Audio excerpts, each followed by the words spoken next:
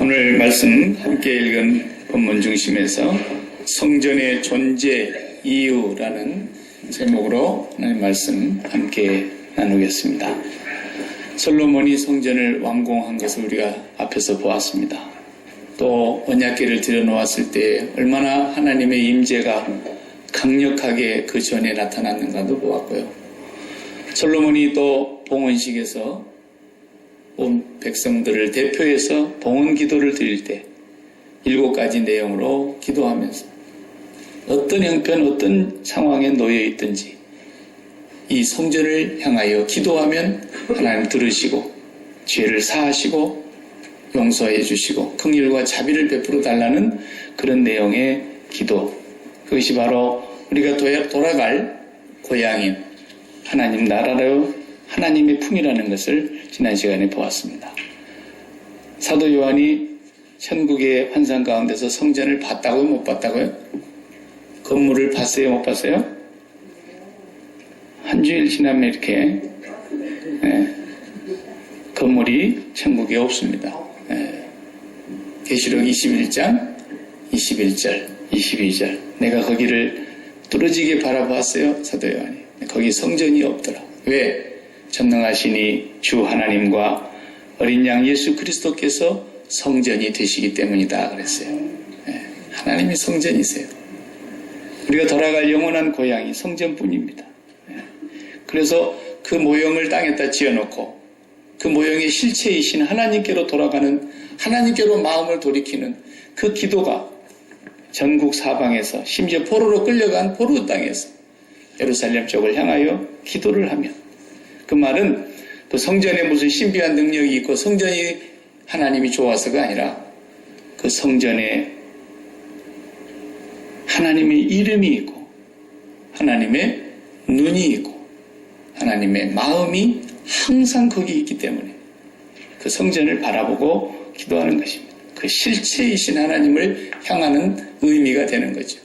그렇지만 이제 그 성전마저도 없어졌어요. 땅에서도 성전을 하나님이 그렇게 소중하게 여기시를, 건물을 소중하게 여기시지를 않는다는 말씀을 드렸습니다. 우리 예배당 훌륭합니다. 이 정도면. 더 좋은 예배당 꿈도 꾸지 마세요. 우리는 예배당에다가 이제는 더 이상 신경 쓸 일이 없고 비 안 새게 잘 관리하고 취 안 들어오게 잘 단속하고 그런 거면 잘하면 청소 깨끗이 하고, 우리는 우리 아버지께서 눈꽃만큼도 여기지 아니하시는 것에 신경 쓸 필요가 없습니다. 우리 마음의 심령의 성전, 이것이 우리에게 제일 중요한 것입니다. 우리보다 앞서서 예수를 믿었던 수많은 선배들이 저 유럽의 땅에 전 세계에 얼마나 아름다운 성전들을 돈을 셀 수도 없을 만큼의 돈을 들여서 지었다는 걸 알지 않습니까? 그러나 하나님은 그 성전을 다 버렸습니다. 그들이 성전이라고 여겼던 그 건물들이 다 없어져 가고 있고, 이슬람들이 전부 다 자기들이 사가지고 십자가를 꺾어버리고 거기다가 자기들의 신을 모시는 모스크 성전을 만들고, 그래도 안 되는 데는 술집이나 펍으로 다 팔려가고 있는 것입니다. 하나님은 예수 그리스도 이후에 건물을 지으신 곳에 더 이상 거하시지 않는다고 말씀하셨습니다. 교회는 뭐가 제일 중요하냐? 오늘 본문에서 3절에 보니까 여호와께서 그에게 이르시되 내 기도와 네가 내 앞에서 간구한 말을 내가 들었은즉 나는 내가 건축한 이 성전을 거룩하게 구별하여 내 이름을 영원히 그곳에 두며 내 눈길과 내 마음이 항상 거기 있으리니, 이렇게 축복을 하십니다. 3가지가 거기 있겠다고 말씀하셨죠. 주님의 이름이 영원히 그곳에 있을 거다. 내 눈길이 영원히 그곳에 있을 거다. 내 마음이 항상 거기 있을 거다. 이렇게 말씀하십니다. 이것이 바로 우리의 심령의 성전을 두고 하시는 말씀인 것입니다. 오늘 또 하나님의 눈은 예수 그리스도를 통해서 거룩하게 구별된 성령의 전이 되는 우리의 몸을 하나님께서 한시도 눈길을 떠나지 아니하시고 하나님의 이름을 두신 그곳, 하나님의 마음을 두신 그곳이 되게 하시겠다는 것입니다. 우리 연인들이 서로 사랑하는 것과 흡사 다를 바가 없습니다. 갑돌이가 갑순이를 사랑해서 갑순이의 이름이 갑돌이 마음에 있는 거예요. 그리고 그 갑돌이는 갑순이를 늘 사랑스러운 눈길로 쳐다보는 거예요. 사랑은 눈으로 말해요. 그러잖아요. 눈길이 오고 간다는 거예요. 그리고 갑돌이의 마음에는 언제나 실체가 되는 그 갑순이가 또 하나의 갑순이가 되어서 자기 마음속에 들어와 있었다는 거예요. 이게 신앙과 동일한 맥락을 갖고 있는 것입니다. 우리 마음의 집에, 우리의 마음의 지성소에 우리가 하나님의 이름을 그렇게 사모하고 마음의 이름의 실체를 기억하고 있느냐, 그리고 날마다 여호와를 앙망하고 있느냐, 우러러보고 있느냐, 눈길이 여호와께로 시선이 향하고 있느냐, 그걸 말하는 것입니다. 그리고 그 하나님이 내 마음속에 자리 잡고 있느냐, 이게 없다면 성전이 아닙니다. 그래서 아무리 곱게 다듬고 아무리 교회 생활을 오래 하고 아무리 하나님 앞에서 어마어마한 일을 해낸다 할지라도 그 마음에 이 세 가지가 없으면 입은 성전이라도 내가 버려버리리니 그랬습니다. 하나님은 버리십니다. 그걸 분명히 말씀하신 것입니다. 인간의 마음을 하나님께서 왜 지으셨느냐면 이 마음은 인격의 심장과 같은 것이에요. 가장 인격의 대표적인 것이 마음이에요. 우리의 인격이 육체가 아니에요. 우리의 인격은 마음을 가지고 말하는 거예요. 그게 대표적인 인격의 중심입니다. 왜 그랬습니까? 거기서 하나님과 우리를 인격적으로 만나게 하시기 위해서 마음을 가진 존재로 만드신 거예요. 하나님과 우리가 만나야 되기 때문에 1대1로 만나는 거예요. A라는 남자가 결혼을 하기 위해서 B라는 여자도 만나고 C라는 여자도 만나고 뭐 결혼하기 전에 여럿이 만나볼 수 있는 거죠. 1년을 사귀어보기도 하고 2년을 사귀어보기도 하고 또 다른 여자하고도 또 교제를 나눠보기도 하고 많은 친구로 이렇게 대상을 두고 사귀어보다가 그중에 B가 내 마음이 제일 든다. B가 제일 사랑스럽다. 그럼 B를 택하고 결혼을 약속하고 함께하는 것입니다. C가 나빠서도 아닙니다. D가 모자라서도 아닙니다. F가 특별히 뭐 나쁜 사람이라서 그런 게 아닙니다. B가 내 마음에 가장 든다라는 것입니다. 그렇게 되면은 그때부터 저는 A와 B만 만나게 되는 겁니다. A가 B를 만나기 전에 C를 다시 만나고 와서 B를 만나고 또 B를 만나고 나서 다시 C를 만나러 가고 이건 인격적인 만남이 아닌 것입니다. 인격적이라는 것은 반드시 1대1로 만나는 것입니다. 하나님과 나만 직선으로 만나는 것입니다. 굽어져서 만나는 게 아닙니다. B 지점을 돌아서 하나님께로 가도 하나님 만나는 게 아닙니다. 하나님 만나고 다시 C 지점으로 가도 하나님 만나는 것이 아닙니다.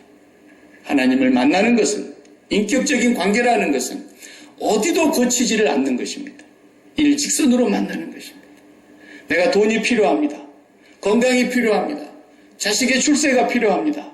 인기가 필요합니다. 명예가 필요합니다. 대통령에 당선된 어떤 권력이 필요합니다. 그것이 필요해서 A 지점을 그렇게 사랑하고 있다가 그 지점에서 하나님을 찾아가는 거, 이거 다 신앙이 아닙니다. 이런 걸 보고 성경은 우상 숭배라 그랬던 것이죠. 그리고 또 하나님을 찾아갑니다. 하나님께 예배합니다. 그리고 마음은 C 지점으로 또 가는 것입니다. 이것을 보고 간음이라 그랬던 것입니다. 인격적인 신앙은 일직선이고 두 지점이 오고 가며 만나는 것을 말하는 것입니다. 오늘 4절을 보면은 뭐라고 말씀하십니까? 네가 만일 네 아버지 다윗이 행함같이 마음을 온전히 하고 바르게 하여 내 앞에서 행하며 그랬습니다. 이제부터서는 우리가 역대하를 다 끝낼 때까지 계속해서 반복되게 나오는 한 문장을 볼 텐데 왕들의 얘기와 왕들의 역사를 얘기할 때는 내 아비 다윗과 같이 그러나요. 여기 보면 내 아버지 다윗이 행함같이 이 말이 앞에 붙어요. 잘못된 왕은 내 아비 혹은 그 열조 다윗의 길로조차 행하지 아니하고 이렇게 나오고요. 정직하게 행한 왕은 내 아비 다윗의 길로 행하여 여호와 보시기에 정직히 행하여, 이 두 문장이 교차되면서 계속 반복되어 나올 겁니다. 오늘 본문의 솔로몬을 향해서 내 아버지 다윗이 행함같이 그렇게 말했어요. 다윗이 정말로 하나님 앞에서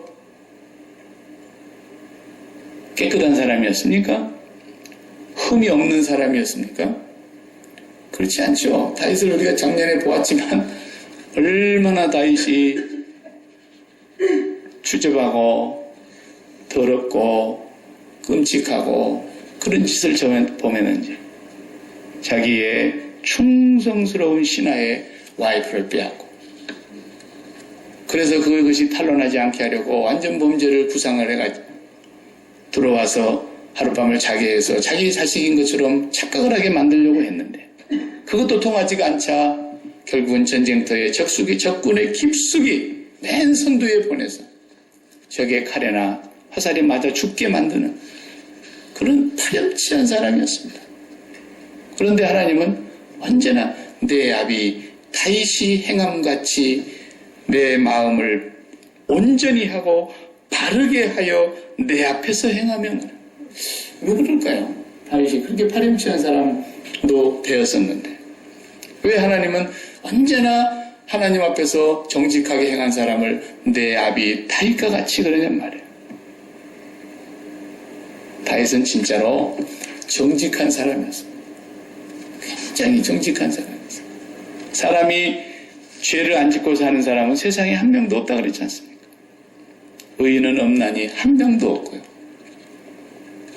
그러니까 죄로 말미암아 태어난 인간이기 때문에 죄 속에서 태어나서 죄밖에 모르고 살다가 죄로 인해서 저주받고 멸망을 당하는 것이 인간인데, 누군들 예외가 없이 다 죄 아래 팔려가는 사람들인데, 다윗은 그 죄를 하나님 앞에서 변명하지 아니하고 나단 선지자가 와서 지적할 때에 궁궐이 따라가도록 목청을 높여 소리 높여 울며 회개하며 통곡하며 하나님 앞에 자복하고 기도했습니다.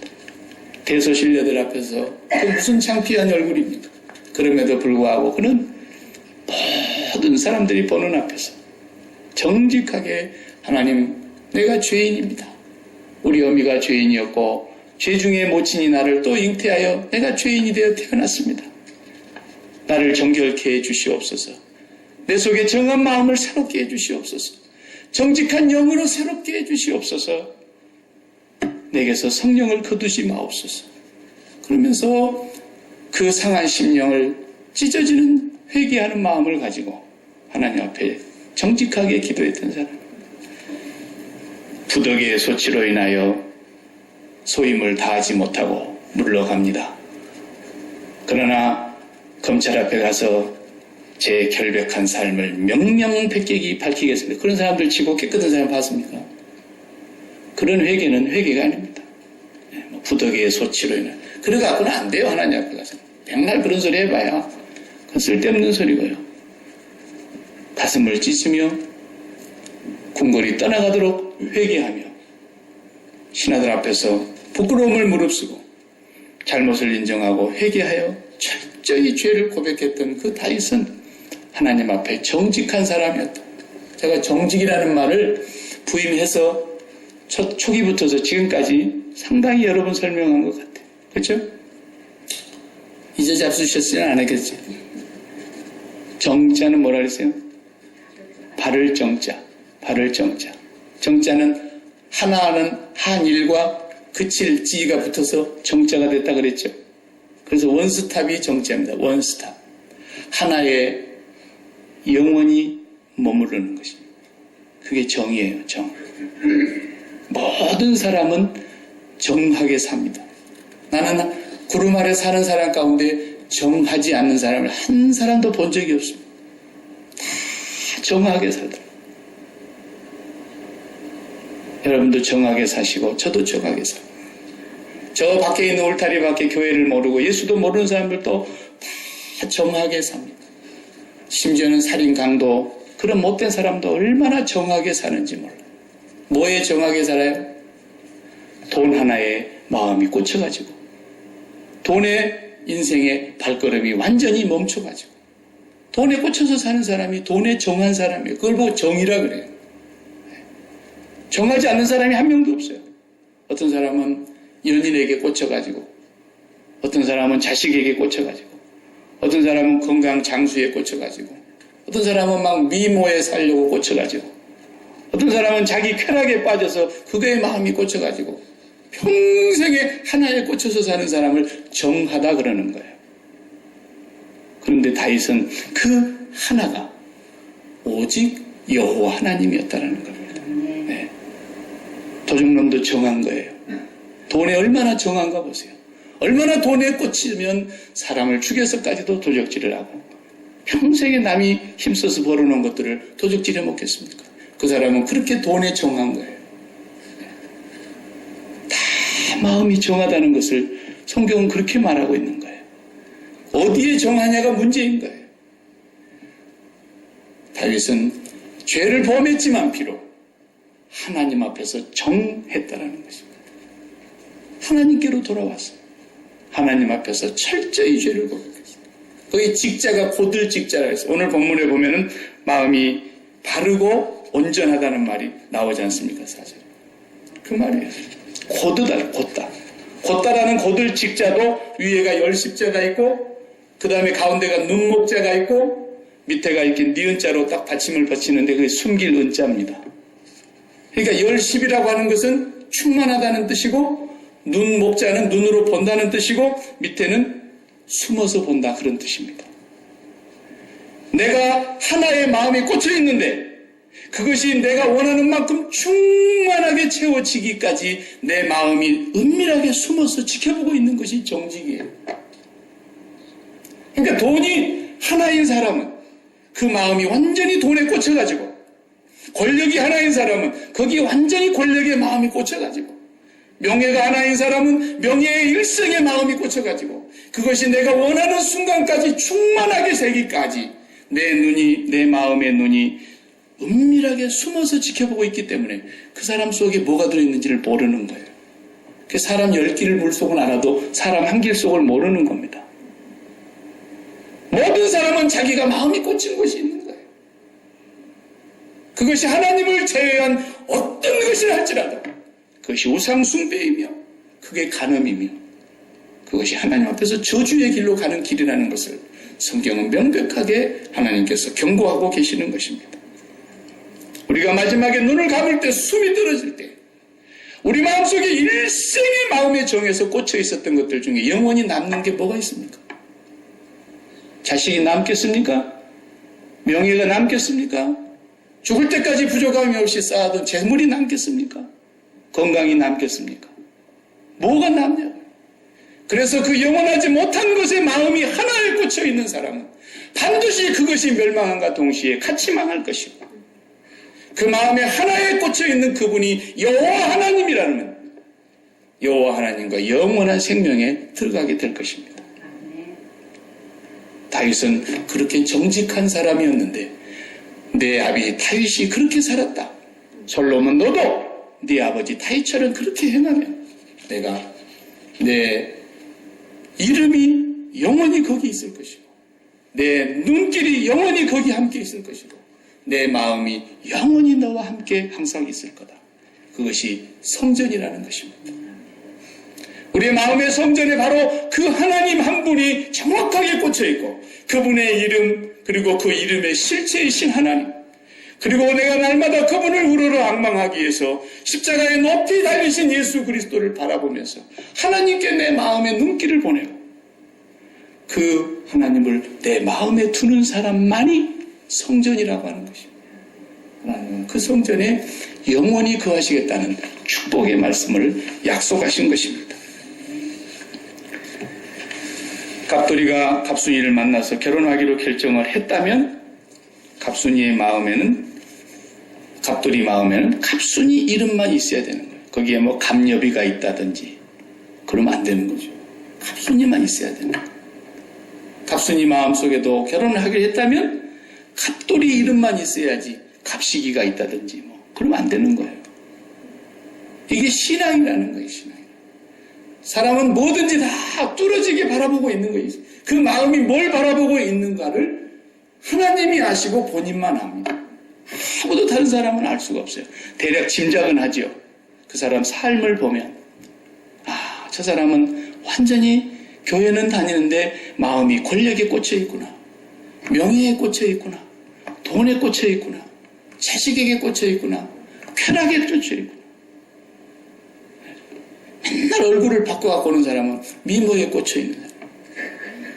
여기 가서 칼질해 갖고 왔네. 저기 가서도 칼질해 갖고 왔네.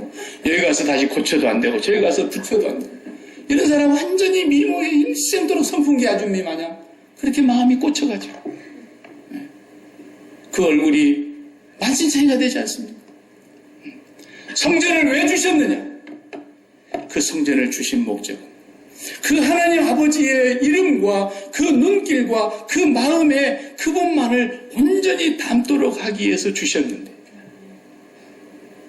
그 하나님이 나에게 있어서 하나가 아니고 다른 하나가 C라는 여자가 있고 D라는 여자가 있고 E라는 여자도 있는 거죠. 돈이라는 것에, 자식이라는 것에, 출세라는 것에, 명예라는 것에, 세상의 권력이라는 것에, 인생의 쾌락이라는 것에 온갖 마음을 다 주면서 그것에다 마음을 쓸 대로 쓰면서 그것이 잘되게 하려고 하나님 찾아오는 것이 바로 이게 지독한 우상숭배인 것입니다.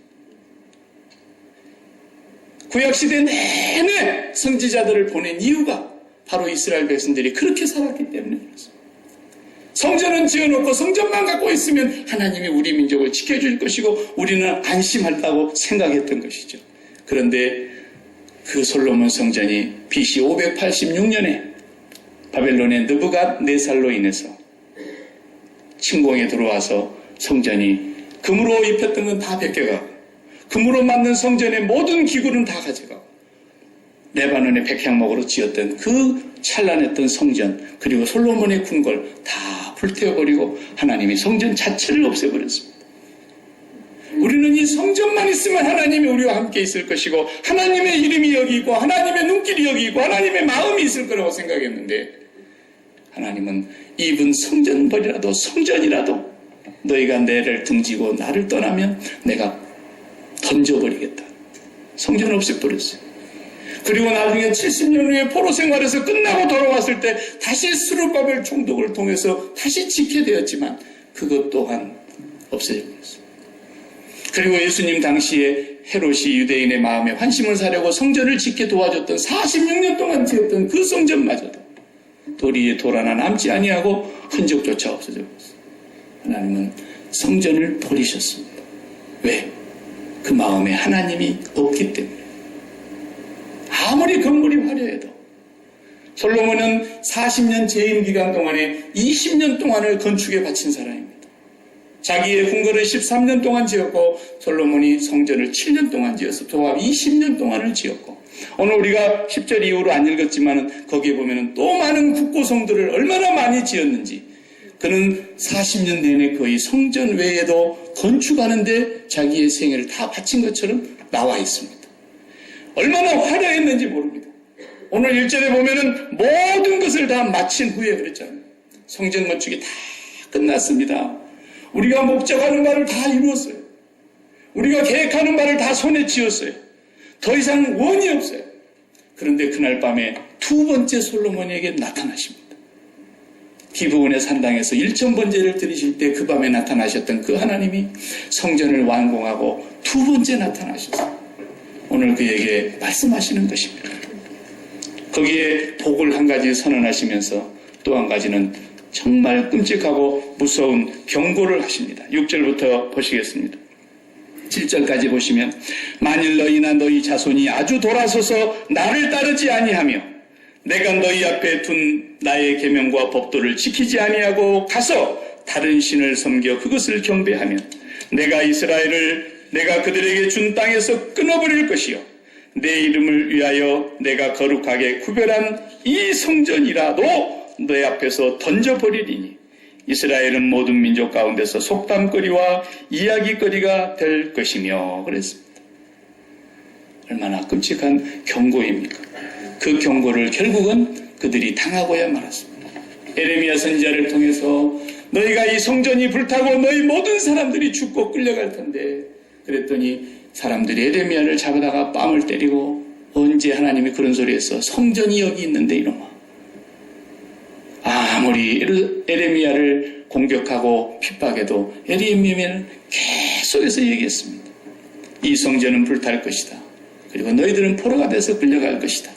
백주의 대낮에 너희 아내들은 다 빼앗기고 너희 장정들이 다 죽을 것이다. 하나님이 힘이 없어서가 아니라 바로 솔로몬에게 말씀하신 이대로 하나님께로부터 그들의 마음이 돌아섰기 때문에 우리의 심령의 성전이 하나님만을 바라보고 있는지 아닌지는 하나님과 나만 아는 거라는 거예요. 그것 앞에 정직해야 된다는 것입니다. 다윗은 죄를 짓지 아니하는 사람이 누가 있습니까? 그렇기 때문에 십자가가 필요한 것입니다. 날마다 그 십자가 앞에 나와서 내가 주께 범죄하였나이다. 내 마음이 전심으로 주님을 향하지 못했고 내 마음의 눈길이 여호와를 앙망하지 못했고 내 마음이 세상을 너무너무 많이 담아서 세상에다 내 마음을 온통 쏟았습니다. 그래서 십자가 앞에 나와서 회개하는 것입니다. 그렇지 아니하는 성전은 하나님께서 버려버린다고 말씀하신 것입니다.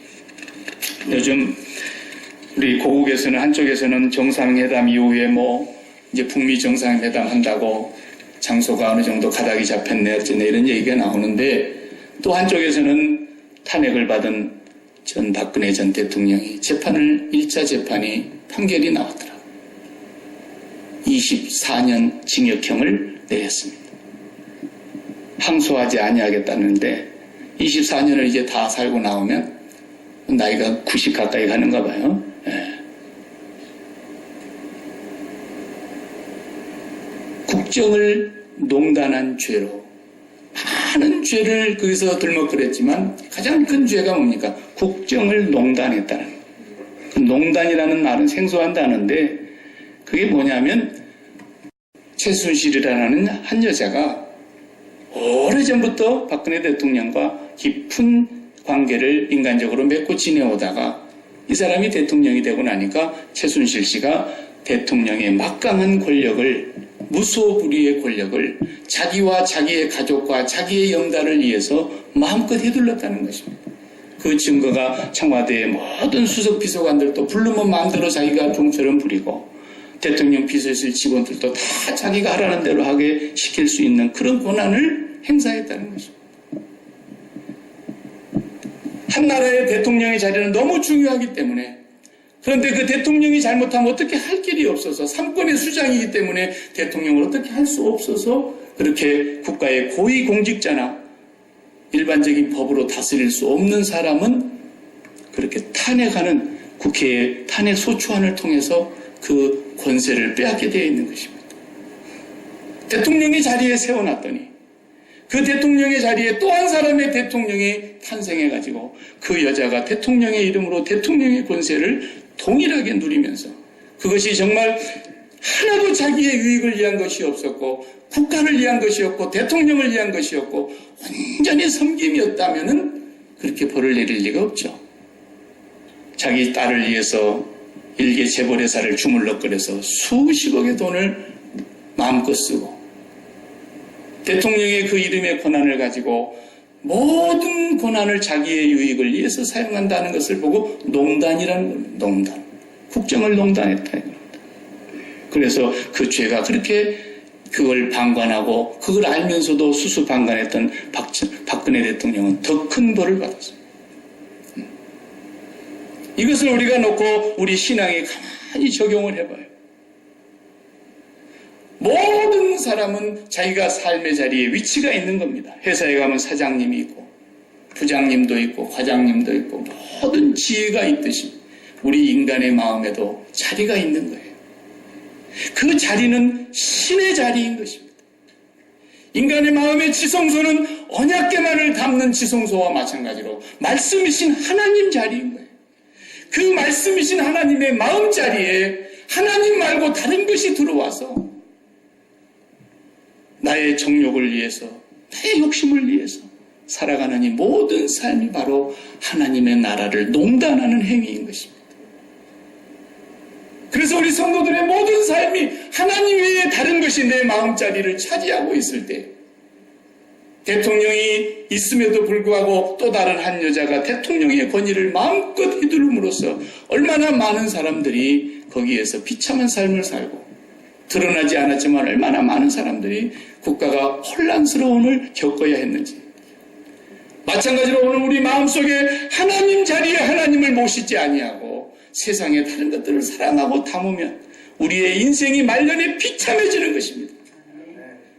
최고의 명예를 가진 사람이라 할지라도 최악의 비참한 상황이 되는 것 보십시오. 내 이름을 거룩하게 하기 위하여 구별한 성전이라 할지라도 내가 내 앞에서 던져버리리니. 그래서 그를 국민들에게서 끊어버리고 청와대에서 끊어내버리고 그의 이름이 어떻게 됐어요?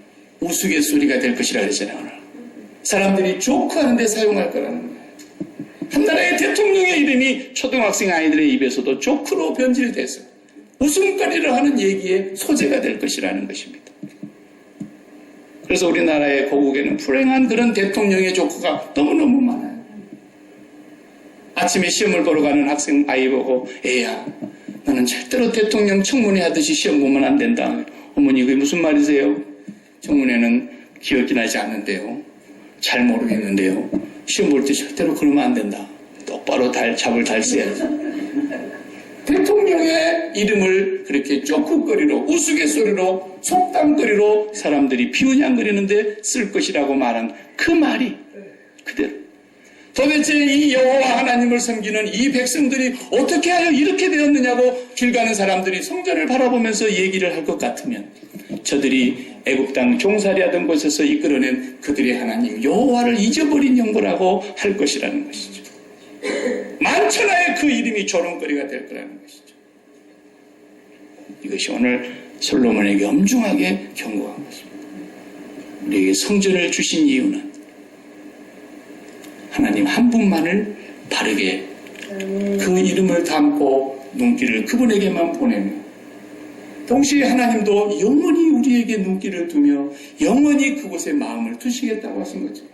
우리도 그 하나님께 마음을 보내드려야 되는 것입니다. 그 외에는 성전이 아닌 것이죠.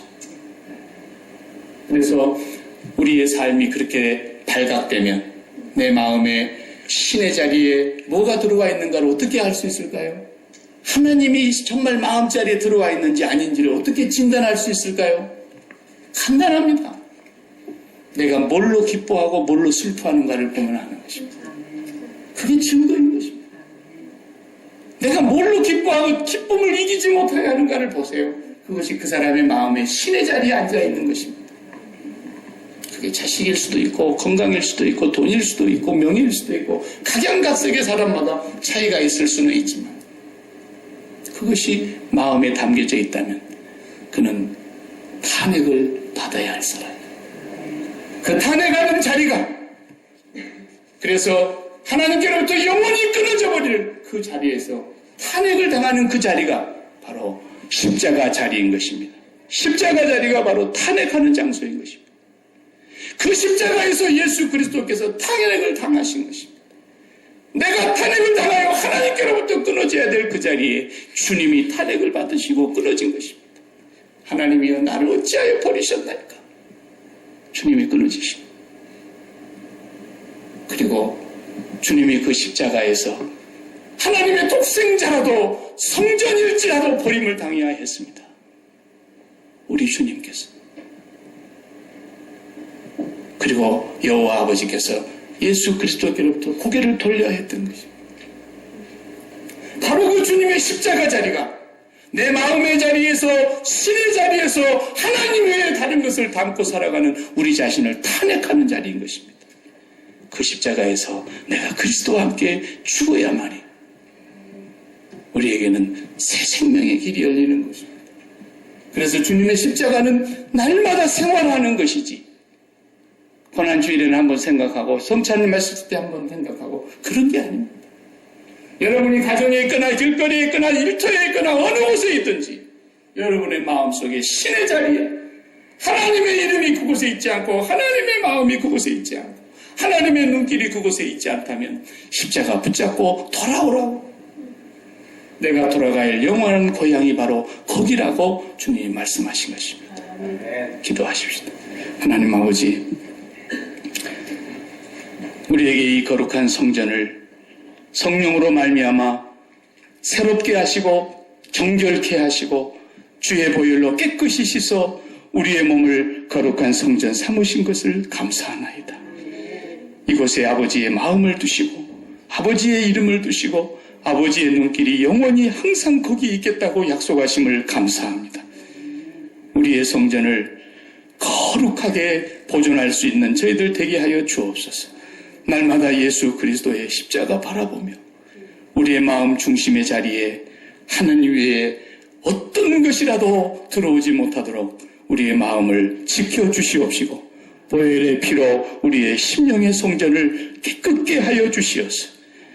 오직 주의 이름만 우리의 심령에 있게 하여 주옵소서. 오직 주님만을 바라보는 사랑의 마음이 회복되게 하여 주시옵소서.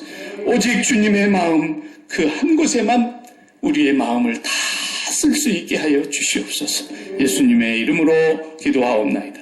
아멘.